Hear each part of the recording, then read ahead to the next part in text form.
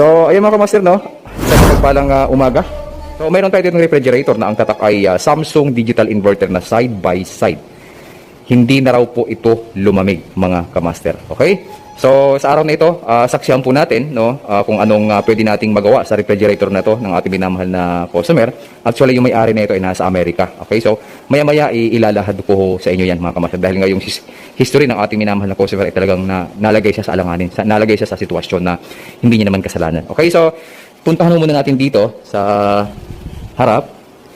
Okay? So, ito ho yung kabuuan ng refrigerator na ito. So, ako bila, minay shaitan ni Rajim. Assalamualaikum warahmatullahi wabarakatuh. So, hi dyan sa ating mga kababayan sa Saudi Arabia, sa Jubail, sa Dammam, sa Al-Kubar, at saka sa Al-Hassan. Yun. So, ito po yung kabuuan ng ating refrigerator. Bahaging ito ay hatid sa inyo ng Amber Protect Coil Cleaner.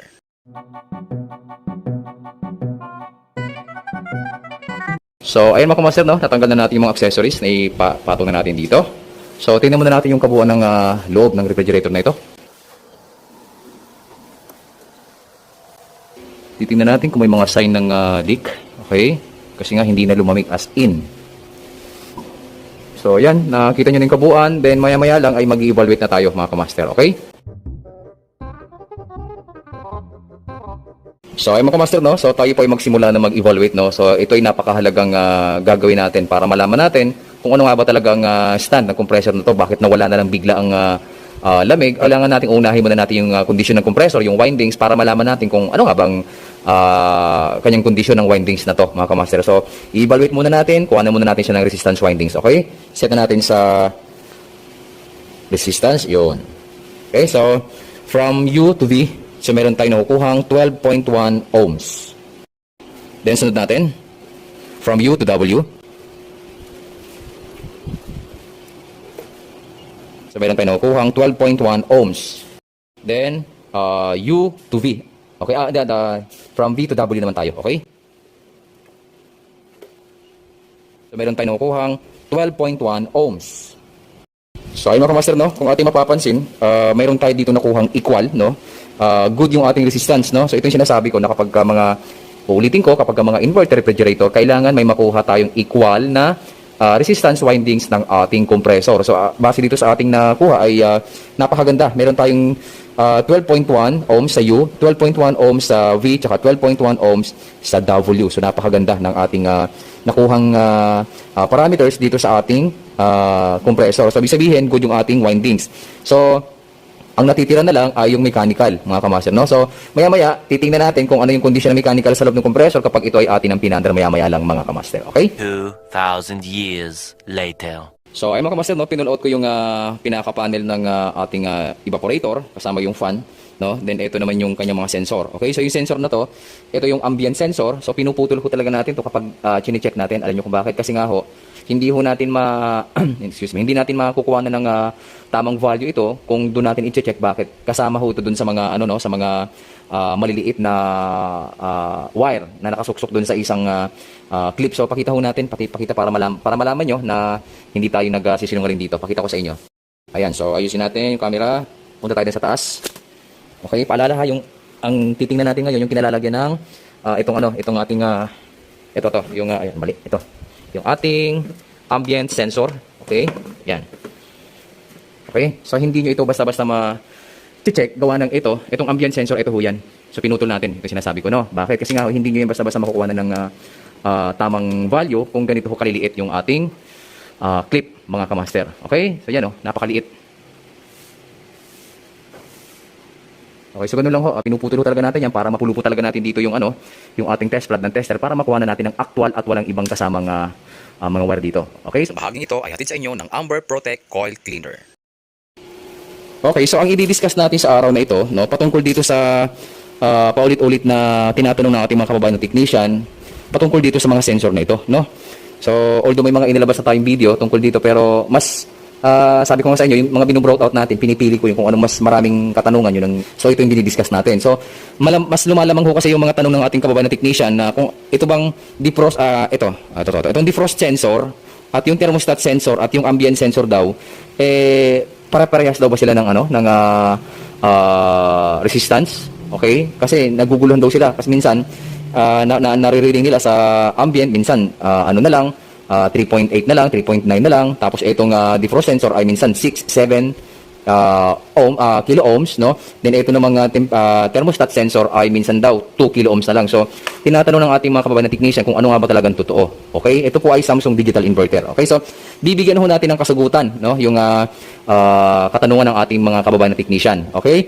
Maging doon sa mga customer na gusto mag-DIY ng kanilang mga refrigerator, ito po ay para din sa inyong mga minamahal kong customer. Okay?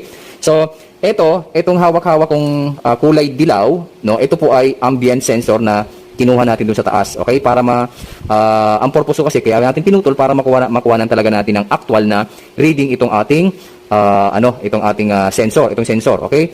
Then ito namang hawak-hawak ko ay defrost sensor, okay? Nakatanim po ito doon sa return pipe ng ating evaporator, okay? So defrost sensor, ambient sensor, then ito yung tinatawag na thermostat sensor o air sensor, okay? Air. Nakatanim pa po siya diyan. Tatanggalin natin siya. Yan. So, meron tayo ditong thermostat. Thermostat sa mga sensor. Okay? So, alalahanin natin na itong mga sensor na to, wag po natin silang babaliwalain kasi ito po yung pinaka-powerful na parts, components sa loob ng refrigerator. Bakit? Ito po yung nagko-command sa ating system kung hihina yung takbo ng compressor, mababawasan yung RPM ng compressor, o di naman kaya magpo-full speed yung compressor, hahataw yung torque ng ating compressor. So, nandito ho, nakasalalay yung command system ng ating system o mga refrigerator. Okay? Unahin na natin si defrost sensor. Ang trabaho ng defrost sensor, siyempre i-defrost yung yelo sa pamamagitan ng heater. Kapag sobra-sobra na yung kapal ng yelo sa ating refrigerator o sa ating freezer, si defrost sensor, no, ang unang-unang responsible diyan, no? Si defrost sensor ang unang-unang responsible upang magbigay ng command, no, sa ating system, sa ating CPU, sa ating system IC na sobrang kapal na ng ng yelo sa freezer o sa evaporator. So, kailangan ng mag-energize ni heater. Okay? So, compressor, pwede ka nang mag-off. So, si heater naman ang pa-energize mo. So, sa pamamagitan ng ating defrost sensor, okay, kaya tayo nagkakaroon ng defrosting, mga kamaster. Kaya natutunaw yung ating yelo sa ating evaporator ay dahil sa ating mga sensor. Kaya wag ho natin itong iismulin. Okay? Dahil kaya ho na itong magbigay ng maling impormasyon sa ating system. Paano ko nalaman? Kapag ang ating defrost sensor ay nag-change value, no? Nag-change value, asahan nyo po na magbibigay na ho itong ating sensor ng maling impormasyon sa ating system. Paano ko nasabi? Halimbawa, nag-change value na itong ating sensor. Okay, nakuha na natin na nag-down value o nag-high value. So, sa madaling sabi, nawala na siya dun sa standard na reading, no, ng ating sensor. Okay, halimbawa, nag-change value nga. Itong ating sensor ay magbibigay po ito ng maling impormasyon sa ating system. Paano? Halimbawa, sabi ni sensor, sige compressor, tuloy lang yung under mo kasi wala pa namang yelo dito sa hindi pa naman makapal ang yelo sa freezer. Pero ang totoo, sobrang kapal na, no? Wala nang lamig doon sa part ng fridge kasi nababarahan na ho ng yelo yung ating evaporator at yung mga air passage papunta doon sa fridge. Okay? Dahil nga sa nag-change value na magbibigay din ho ito ng maling impormasyon sa system. Okay? Kahit sobrang kapal na ng yelo sa evaporator, ang sabi ni sensor, okay lang yan, wala pa namang hindi naman makapal ang yelo, okay lang. So, ang tendency, di kakapal ang yelo hanggang sa si heater naman nag-aantay lang ng command ni sensor upang mag-energize siya. Kung halimbawa good naman yung heater, sira yung sensor mo, wala din tutunaw kasi yung heater natin, nakadepende po yan dito kay defrost sensor. Kung anong sabihin ni sensor, susundin po yan ang ating system. Kapag halimbawa good ang ating sensor, sasabihin nito sa system, lumagpas na sa certain temperature yung pinaka-freezing point, yung yelo na nasa evaporator, off mo na si compressor, then energize mo na si heater within 30 minutes, 1 hour, o depende sa kung gaano kakapal yung yelo. So, kaya sabi ko sa inyo, napakahalaga. Ito yung pinaka-powerful na component parts sa loob ng ating freezer, mga kamaster. Okay? So, ang susunod naman natin ay itong thermostat sensor o yung air sensor. Okay? So, dito ho nakatanim yan sa return air ng ating freezer. Okay? So, ang sinesense niya naman ay hangin. Ito naman, ang sinesense niya naman ay yelo. Ito, sinesense niya, malamig na hangin. Ito, malamig na yelo, mga kamaster. Okay, so, tapos na tayo kay defrost sensor. Tabi na natin. Mag-proceed naman tayo kay thermostat sensor o kay air sensor. Okay? Ngayon, ang tanong, kamaster, ano ba yung function niyan? Thermostat. Kaya nga thermostat, ang function ng thermostat to control the temperature. Okay? To control the temperature. Ano yon? Anong kinokontrol ni thermostat? Yung hangin. Okay? Ito naman si defrost sensor to control the ice in evaporator. Okay?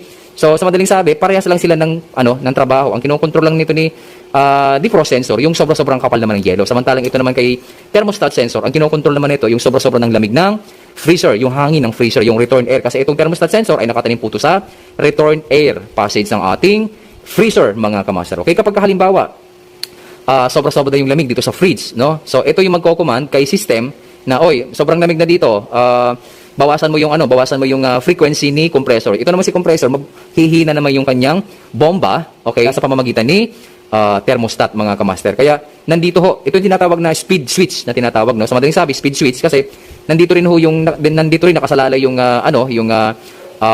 torque, yung frequency, yung high power na tinatawag kay thermostat sensor. Kasi thermostat, wag po natin itong babaliwalain. Okay, kapag halimbawa mainit na naman sa loob ng refrigerator, so hahataw na naman si compressor kasi nga sa pamamagitan ni sensor, ito ay nagbibigay ng impormasyon kay system IC o sa ating system na kailangan mong magbigay ng powerful na bomba kasi nga nagdagdag ng mga laman ng refrigerator itong ating boss, itong ating customer. So naglagay ng mga isda, karne, kung ano namang nilagay sa freezer. Kaya syempre, tataas yung load. Sa pamamagitan ni thermostat sensor, magbibigay ito ng impormasyon kay system na, medyo umiinit dito, medyo umiinit. So hahataw na naman si compressor ngayon, si inverter compressor. Ngayon, kapag halimbawa, napalamig na ni compressor yung ating fridge, si thermostat naman ang magko-control ng temperature. So nandito, nakasalalay yung operation ng ating compressor. Okay mga kamaster, klaro?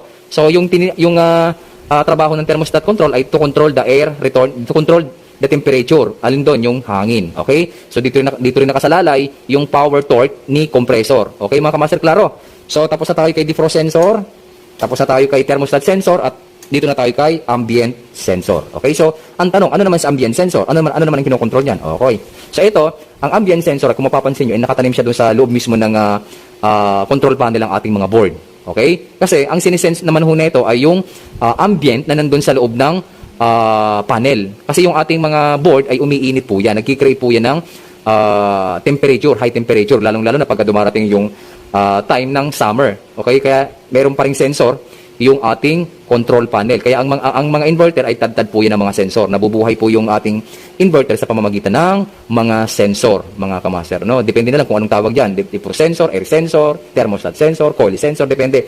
Basta pagka mga inverter ay nabubuhay po yan sa sensor. Nakasalalay po ang operation yan sa sensor. Kapag sila ang sensor, sa mga aircon, minsan nagbiblink. So maraming pinanggagalingan na error yung sensor. Okay, balik tayo dito sa refrigerator. Ngayon, itong ambient sensor, ang sinusukat ko nito, ulitin ko, yung ambient temperature na nandun sa loob ng panel. Diba nakatakip siya ng lata, diba? Nakatakip siya ng steel. So syempre kapag umiinit yung ating room temperature, so nasisense ni ni ambient sensor. So ito rin yung nagbibigay ng command sa ating system na sobra-sobrang init dito. So pwede bang patayin mo muna si compressor kasi nga baka masira yung mga parts dito. So ang pinoprotektahan ho nito, mga kamaster, ng ambient sensor ay yung ating mga parts. Pinoprotektahan ho nito na magkaroon ng na masunog yung ating mga parts, particularly sa filter capacitor, sa mga diode, sa mga resistor, yan. Kaya kung mapapansin nyo, yung ating IPM ay mayroon pa siyang heatsink na tinatawag. Nandun sa ulunan ni IPM yung heatsink. Kasi yung IPM natin ay talaga nagkikreate po yun at nagpuproduce po yun ng mainit na temperatura. So kung yun, pagsasama-samahin mo yun, tapos nakatakip pa ng lata, tapos sobrang init pa ng area, lalo pat nandito sa may kusina. So anong aasahan mo? So sa pamamagitan ni ambient sensor, kinokontrol ho nito yung init na nararamdaman na presence na nandun sa loob mismo ng panel. So kaya po nito mag-shutdown ng compressor, mga kamaster. Okay? Bakit? Kasi nga ho, pinoprotektahan po nito yung ating mga parts. Saan? Sa pagkasunog. Bakit? Kasi nga ho, minsan hindi natin na mamalaya na wala po tayong maayos na ventilation sa ating mga kabahayan. Kaya nagre-result ito ng pagpuproduce din ng sobrang init ng ating mga parts, lalo pat inverter ito, board type. So, alam naman natin, yung mga board, mga parts ay nagpuproduce din po yan ng high temperature. So, sa pamamagitan ng sensor na to, pinoprotektahan niya yung ating system, yung ating board sa mainit na temperatura, mga kamaster. So, klaro, no? Sana naging maayos at naging malinaw sa ating mga kababayan kung ano yung function ng tatlong ito, mga kamaster. Ngayon, ang tanong, kamaster, okay, nalaman na namin yung kung ano talaga mga trabaho ng tatlong sensor na ito sa ating system. Ngayon, ang tanong, ano ba yung tamang data. Ano bang tamang resistance ng tatlong ito? Ito ba ay magkakaiba talaga o pare-parehas? Okay? So, ang tatlong sensor na ito, mga kamaster, ito na ha, wag makinig po kayo. At ang tatlong sensor na to, yung ambient sensor na ang kinokontrol ay yung init ng control panel. Samantalang ito namang defrost sensor, ang kinokontrol naman ito yung freezing point ng ating yelo, at ito naman thermostat, kinokontrol naman ito ay yung sobra-sobrang lamig ng hangin na nandun sa ating freezer. Okay, tanong, ano ang tamang value ng mga sensor na ito? Since na magkakaiba sila ng trabaho, pero iisa lang yung kanilang layunin, kontrolin at protektahan yung ating system. Ang tanong, pare-parehas ba sila ng value? Itong sagot, tama po. Pare-parehas po sila ng resistance value pagdating dito sa mga sensor. Tanong, ano yung tamang resistance value ng ating mga sensor na ito, yung tatlong sensor na ito? Ito, ang sagot. Magsisimula po tayo sa 4 kilo ohms up to 5 kilo ohms. Okay? Ulitin ko, kahit magkakaiba po sila ng trabaho, pero pagdating po sa resistance value, ang standard po natin ay 4 kilo ohms up to 5 kilo ohms. Okay? Yung 3.9, pasang-awa pa yung pwede pang pagtsagaan nyo. Pero pag bumagsak ng 3.8, 3.7, wala na ho yan. Magbibigay na ho ng maling impormasyon yan. Sabi ko nga, kapag ang ating mga sensor ay hinayaan lang natin na mag-change value, asahan nyo na magsisinungaling na to sa ating system. Kahit makapal ng yelo, ang sabi niya, hindi, wala nga yelo eh. Okay, andar lang. Yun pala, sobrang kapal na ng yelo sa system. Samantalang ito naman si thermostat, kapag nasira, pagka nag-change value naman to, ang sasabihin nito, hindi, wala. Hindi pa malamig. Sige, andar lang compressor. Humataw ka ng humataw. Kaya itong ating compressor, kapag nag-change value ng ating thermostat, wala nang control. Malamig na yung sobrang kapal na ng yelo, sobrang lamig na ng freezer. So, wala. Anong asahan natin? Okay? So, kaya ang tatlong sensor na ito, napakahalaga po sa system. Okay? So, ulitin ko, yung standard na resistance value ng ating mga refrigerator, particular sa mga Samsung digital inverter, ay 4 to 5 kilo ohms. Yung 3.9 ay acceptable pa, mga kamaster. Okay? So, para patunayan ko sa inyo na tama ang pinagsasabi natin dito, di kuha na natin ng actual. Okay? So, simulan muna natin dito sa defrost sensor. Ulitin ko, 4 to 5 kilo ohms. Okay? Dapat nandun tayo sa range, mga kamaster. Okay? Set natin sa ohms, resistance, yun. Kita ba? Yan. So, kuha na natin, 4 to 5 kilo ohms dapat. So, mayroon tayo nakukuhang 4 kilo ohms, mga kamaster. Ibig sabihin, pasok ko yung ating resistance value ng ating, ang ating defrost sensor. Ito namang ating thermostat sensor. Kuha na natin. Yun, 4 kilo ohms. Okay, same lang. Then, ito namang ating ambient sensor, lalagyan natin siya ng crocodile clip para talagang swabe. Kaya nga natin pinutol para makakuha tayo ng magandang parameters. Okay, para eksakto. Yan. So, check na natin.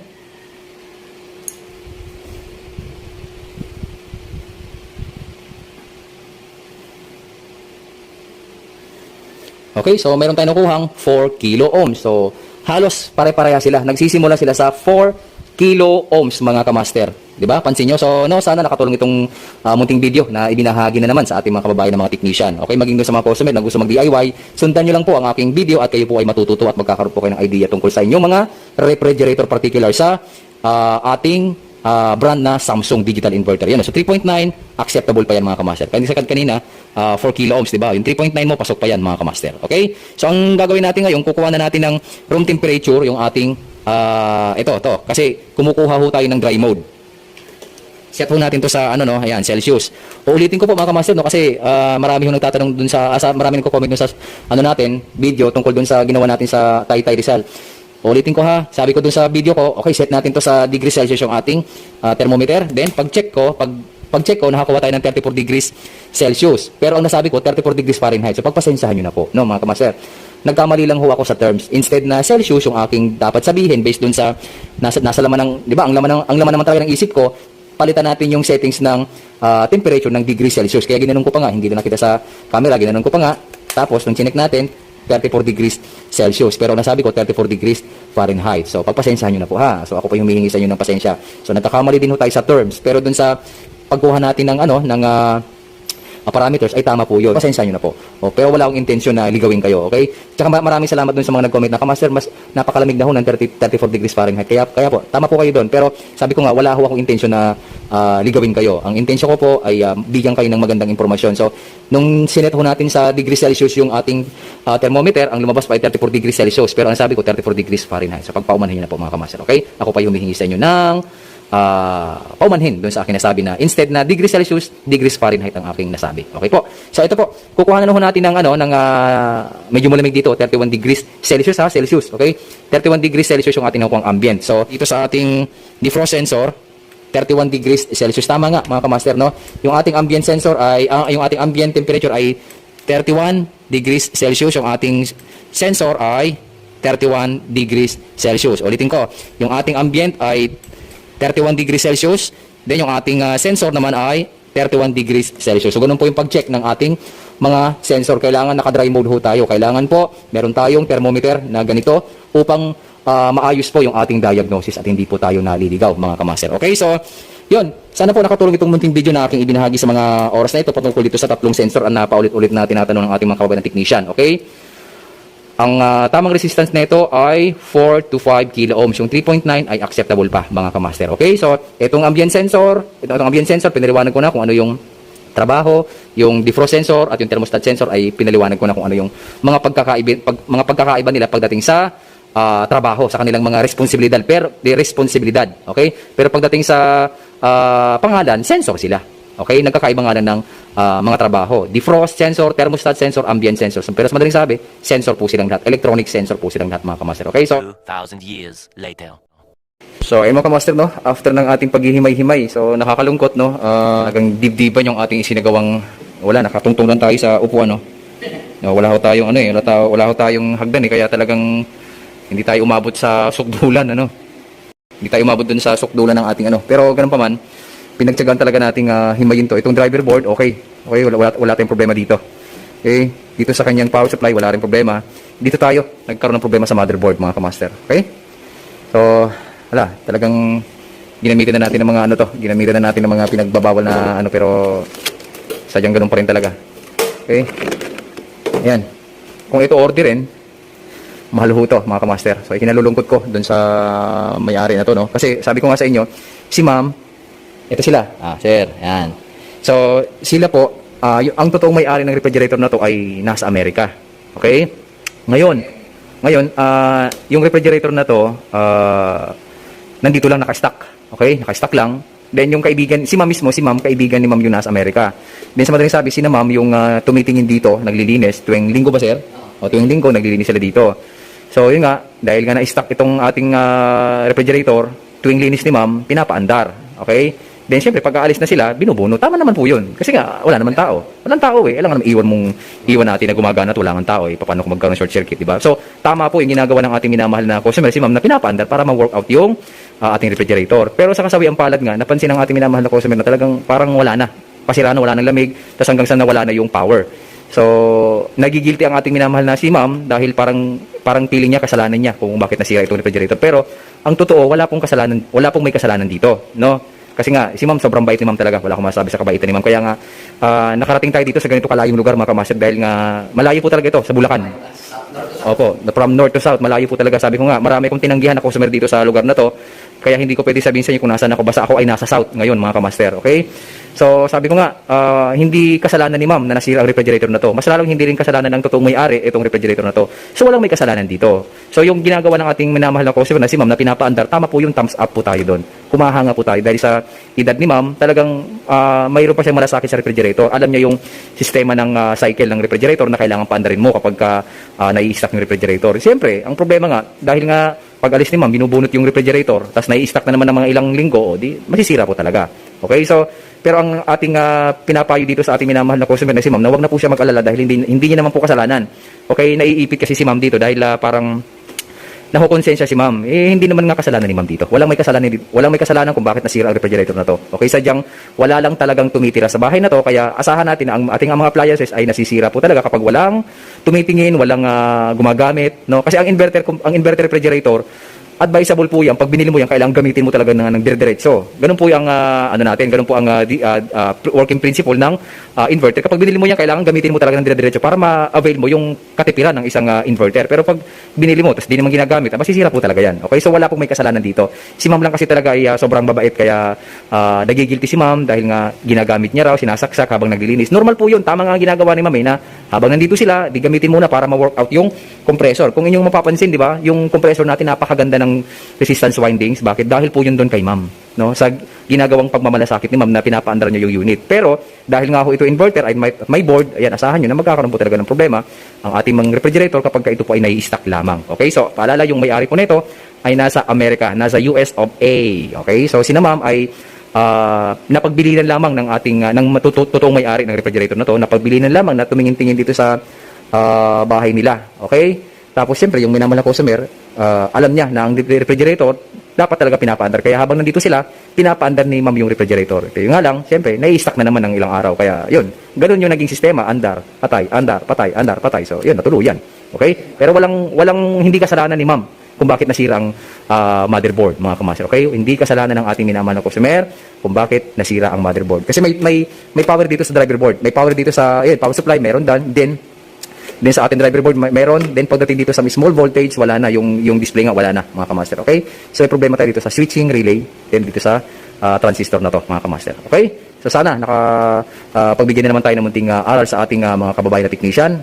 Okay, maging honest lang po tayo. Kapag may problema talaga, sabihin agad natin para hindi na pumasa ang ating minamahal na customer. Okay? So ito, may problema po dito ay yung motherboard, mga kamaster. Okay? Sa bahaging ito ay hatid sa inyo ng Amber Protect Coil Cleaner. Magandang hapon sa inyo lahat. Pinagawa ko tong Samsung na to na side-by-side na door kay Kamaster kasi hindi ako talaga mapakali, hindi ako makatulog. Dahil gusto ko malaman bakit na bumigay, hindi naman namin ito sinisira o bakit masisira. Pag dumarating naman ako, sinasaksak ko to. Pagtapos na ako maglinis at pauwi na ako, binubunot ko naman. Tapos nang bumigay ito, hindi ko alam kung anong gagawin ko. Ngayon, dahil si Kamaster, lagi ko pong napapanood sa YouTube, sa kanya ko na lang pinagawa ito para siguradong makutitap niya isa-isa kung anong parte ang problema. Kasi, ang alam ko, hindi gamit na gamit, bakit bibigay? Yung pala ang mga ganitong inverter na merong tinatawag na motherboard, ay parang computer na nasisira pala yung motherboard. Ganito rin pala ang nangyari dito. Sa pagkutitap-kutitap ni Kamaster, nakita niya, doon pala sa motherboard bumigay. Ngayon, ginawa na po namin ng lahat ng paraan para matulungan tong rep na ito. Pero, yun nga, dapat gawin ng motherboard. Pinagsikapan ko na siguro ngayon makakatulog na ako. Kasi talagang hindi ako talaga mapakali. Kaya nung isang taon, tumawag na ako kay Kamaster, sinabi ko na. Pero hindi ko napagpatuloy kasi andyan yung COVID. Hanggang sa nag-holiday, ngayon ko lang po natawag si Kamaster. At nakiusap ako sa dami ng schedule niya. Buti nakasingit ako. Kaya maraming salamat sa lahat ng nanonood. Mag-subscribe po kayo dito sa channel ni Kamaster. At garantisadong titingnan niya naman isa-isa at ipapaliwanag din sa inyo kung ano ang problema. Kasi tayo mga nanay, lola na, lalo na ako, walang alam tungkol dito sa mga ginagawa rito. At ang tingin ko, napakaganda ng rep. Yung pala, ganito pala ang inverter at saka talagang may problema. Ito ay magagawa naman, pero syempre, bibili ng panibagong motherboard. Alam mo naman kung magkano ang halaga ng motherboard. Hindi ko kakayanin yun. Kaya, bahala na kayo. Hindi ko alam ang desisyon dyan. Yun, pagka ikaw na yung bahala kung ano ang gusto ninyong gawin ni Mike na para dito. Kasi hindi ko na alam kung anong gagawin ko. Ha? Ang mahalaga, nalaman na natin kung anong problema nito. Magiging madali na para sa'yo na makapag-desisyon kung anong gusto mong mangyari. Kung papalitan mo itong motherboard o bibili kang bago, ikaw nang bahala. Maraming salamat at sa mga nanonood, huwag niyo pong alalahanin, talagang maayos kausap si Kamaster. Ipapaliwanag niya. Kasi katulad ko, talagang walang alam. Alam mo na, patanda na ako, lola na. Thank you, Kamaster, sa ginawa niyo. Makakatulog na ako. Hindi na ako katulad ng talagang pagising-gising na lagi ko naiisip yung rep. Salamat, Kamaster. Ang bahaging ito ay hatid sa inyo ng Amber Protect Coil Cleaner.